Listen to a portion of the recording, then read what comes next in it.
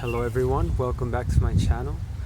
Today we will be continuing to read Out of the Shadows, Reimagining Gay Men's Lives by Walt Odets. Chapter 4, The Significance of Early Life Experience. Penrose gives an impression of genuine awareness, signifies, turns to the active role, is actually conscious, is not likely to be wrong, considers natural selection, chooses to evolve. Graves harbors countless examples, fights in the Civil War, how some are urgent sound, troops, stoops, droops, probably occurred at Browning, puts it at 1,000 cavaliers, still hungry and thirsty. Buchan leaves the rails, seizes ironclads, begins to question me, is backed with German money, proclaims a holy war, has fallen pretty flat, has been disappointed. Keith Waldrop from The Not Forever. Erik Erikson and the Story of Quentin. The developmental psychologist Erik Erikson is widely known. He invented the term identity crisis, but in my impression is often given short shrift by American psychiatry and psychology. I find Erikson's description of human development, succinctly summarized in his 8 Ages of Man, among the most important and seminal contributions in the entire short history of psychology. Freud, himself a physician, provided remarkable insight into our psychology, but influenced by medical models, his descriptions of psychic processes leave the impression that they are largely autonomous mechanisms that exist almost entirely within the organism. Our psychological processes are, in fact, significantly a social product, and in his incorporation of Freud's insights into a psychosocial model, a model that accounts for the cultural and social context of an individual's psychology, Erikson provides a description of human development that is compelling and verifiable by both observation and personal experience. It is an immensely useful model. In working with someone in therapy, I rarely gain as much useful insight from a diagnosis, which largely describes the internal mechanism, as I do from a consideration of how the person expresses the central challenges posed by Erikson's 8 Ages of Development. The model is subtle, elegant, and profoundly humane. Erikson's psychosocial description is important for gay men, particularly young gay men, whose life trajectories are not yet codified, because being gay almost always complicates the developmental experience. A gay child's or adult's experience in each of the 8 ages, his resolutions for each of the developmental challenges, helps clarify his potential vulnerabilities in how he has or has not been able to adapt to the sometimes traumatic challenges of growing up gay and living as a gay adult. For many gay men, a problematic resolution of an earlier developmental experience may intersect with later life experiences. Isolation within fragmented gay communities and the two epidemics are examples, and this intersection may produce some composite trauma. Later life experiences echo and synergistically layer themselves onto earlier developmental events. People vary widely in their comfort with introspective psychological exploration, and the discussion of human psychological development that follows thus requires a brief introduction. Young people, who in their 20s are usually still working to define independent identities, are sometimes reluctant to acknowledge the relevance of childhood and adolescent experience in their developing adult lives, and older men have often buried the very memory of their histories, much less their contemporary relevance, and can likewise be reluctant to explore them. Because of the stigma so often directed at gay lives, gay men of all ages may also fear psychological exploration as pathologizing. The reluctance and fear is understandable, but in the discussion that follows, unfounded. What we must fear in self-contemplation is the discovery of vulnerability, much of which is rooted in early developmental influences. But we are not culpable for our early life histories and not weak for being affected by them. Childhood and adolescence are, by their very nature, vulnerable times, and vulnerability carried into adulthood is natural and expected. Any adult who asserts invulnerability is, sometimes unconsciously and sometimes not, armoring himself against feelings of significant vulnerability. And contemplating ourselves as they relate to our histories, we discover our whole selves, and in that discovery find possibilities for change for the better. Such possibilities are most easily accessible to young people because they are newly constructing adult lives and identities, and thus have a flexibility that older people often lack. But older people, too, often find important benefits in the exploration of selves and histories.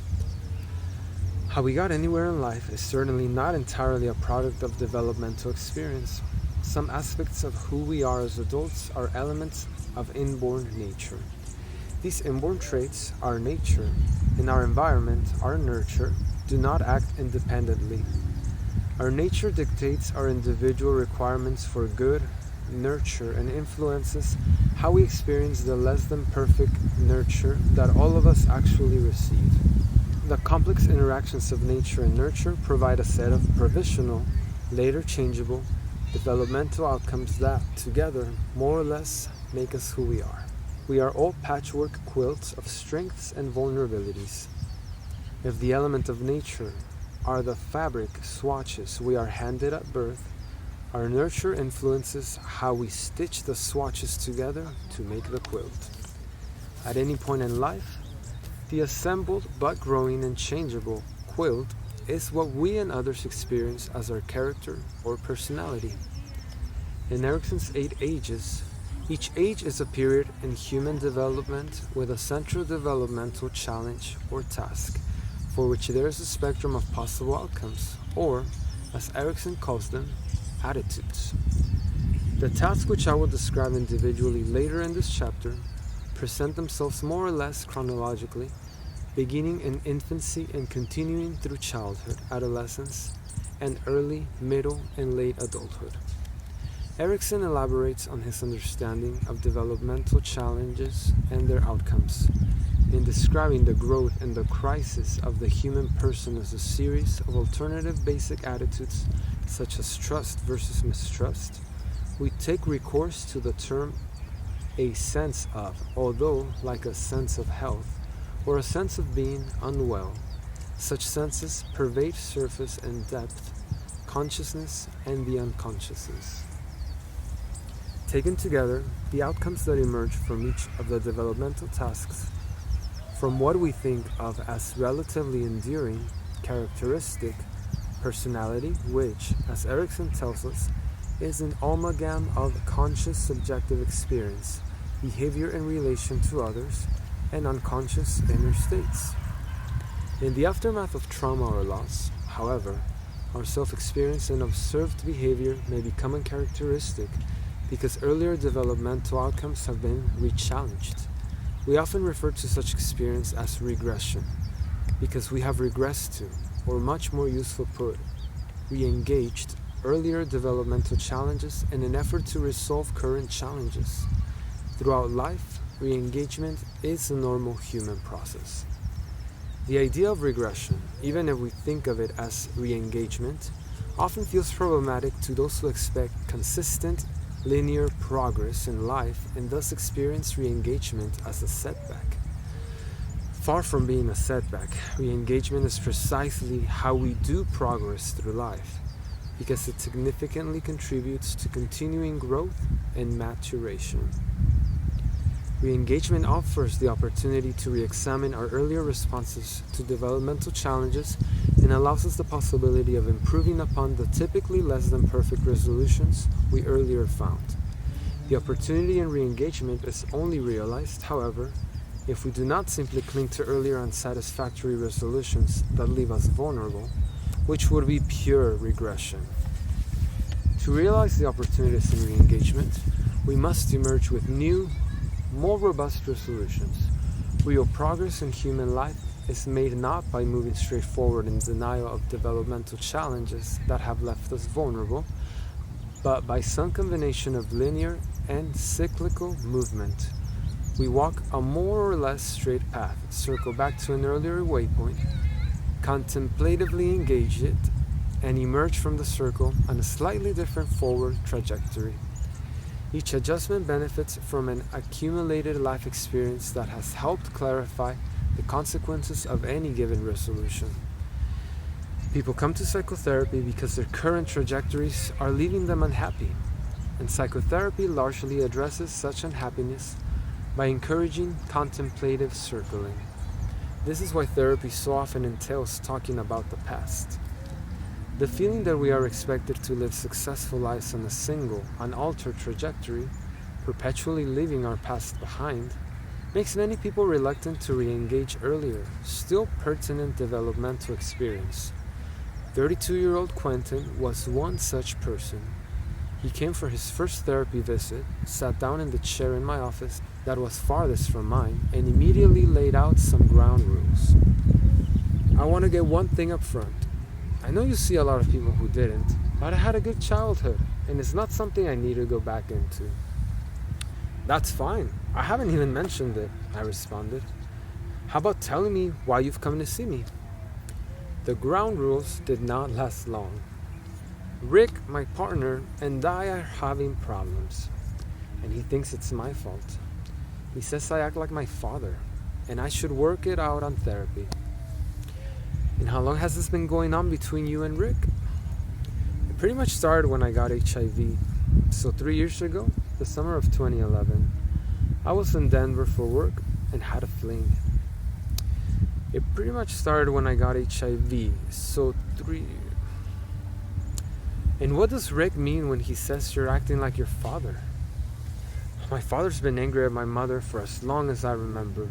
She says he's jealous and controlling. It's a permanent standoff.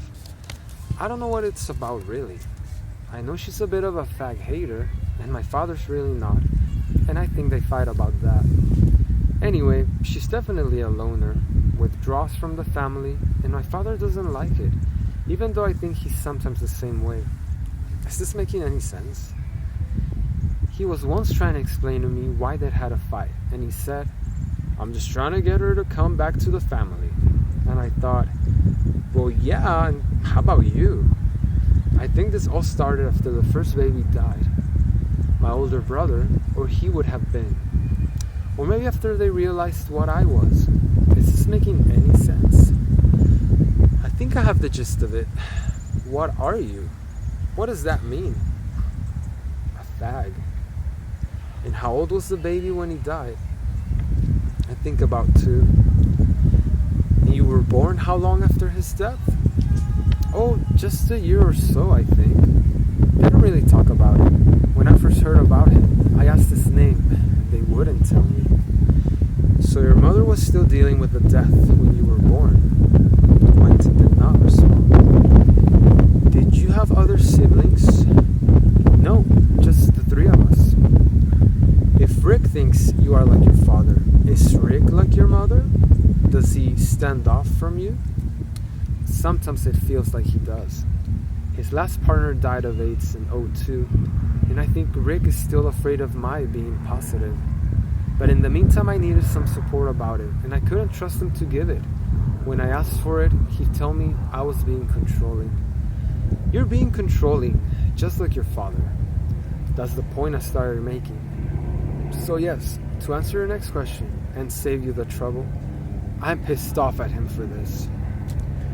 After a short time, Quentin became more appreciative of the potential in making some circles back into his history, and it was helpful for us to see which developmental challenges he circled back to. For Quentin, it was Erikson's first challenge of the 8 ages of man, the development of the capacity to trust.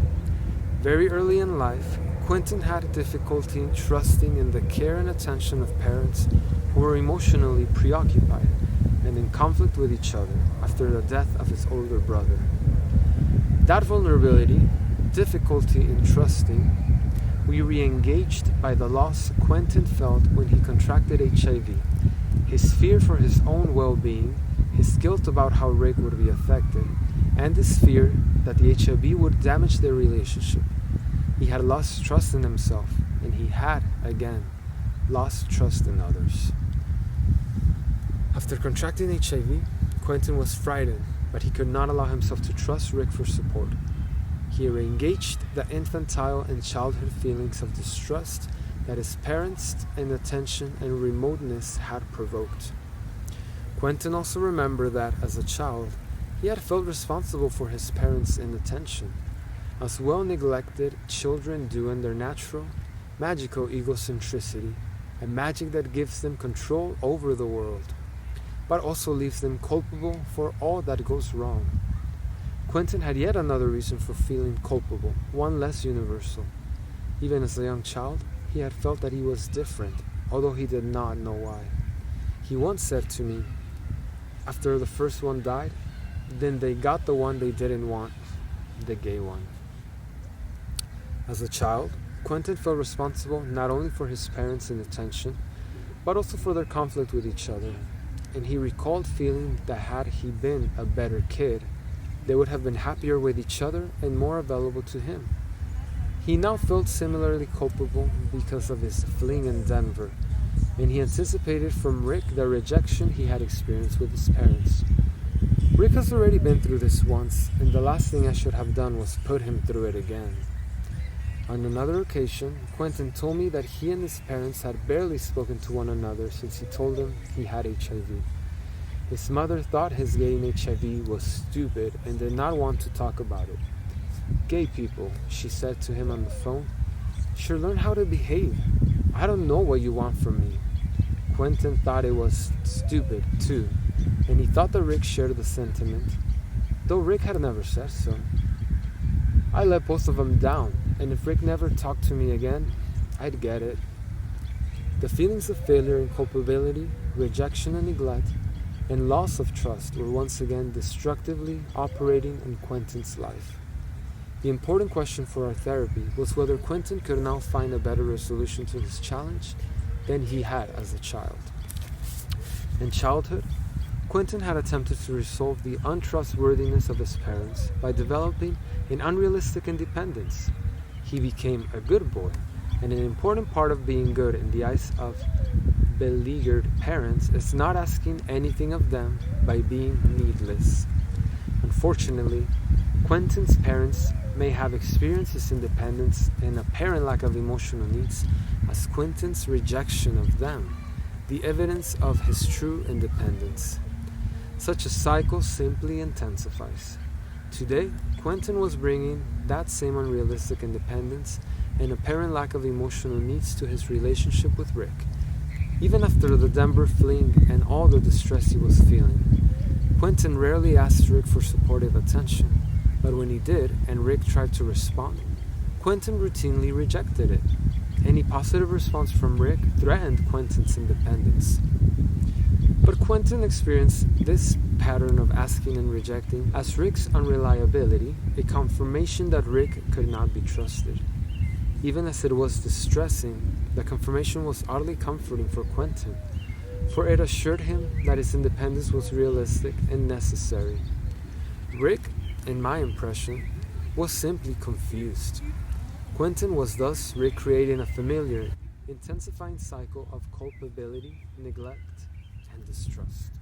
After much exploration of this cycle, I finally forcefully suggested to Quentin that he had never let Rick care for him. Quentin hesitated for a moment, looked startled, and then began crying for the first time since I had met him. "No," he said, "I never have." As he said those words, I could see on his tearful face the look of an assertive but abandoned child, one who was in over his head and was frightened. His first learned the resolution of distrust, unrealistic independence, and feigned lack of emotional needs was possibly adaptive during childhood with beleaguered and adversarial parents. But in adulthood, it was no longer adaptive. It was problematic and left Quentin unhappy and vulnerable. Our tendency in circling back to old challenges is to leave the circle on the same familiar trajectory we learned in earlier life. We simply reenact the challenge and emerge with the same resolution. This, as I have said, is regression. As adults, we sustain earlier resolutions with some combination of three methods. The first is that we choose people like our parents, people who are likely, because of who they are, to play the familiar role and thus assist us in having the familiar experience and arriving at the same resolution. Quentin might have chosen someone unlike Rick, someone distant and rejecting. He did not do that, but he did invoke the other two methods of reenactment. He misinterpreted Rick's intentions, and he provoked Rick into more distance and rejection by actively refusing Rick's efforts. Such reenactment, regardless of how it is accomplished, is complexly motivated. Sometimes we are simply attempting to learn to tolerate the emotional pain through repeated exposure to it. Sometimes we are hoping to have it come out differently, but without a change in how we resolve it.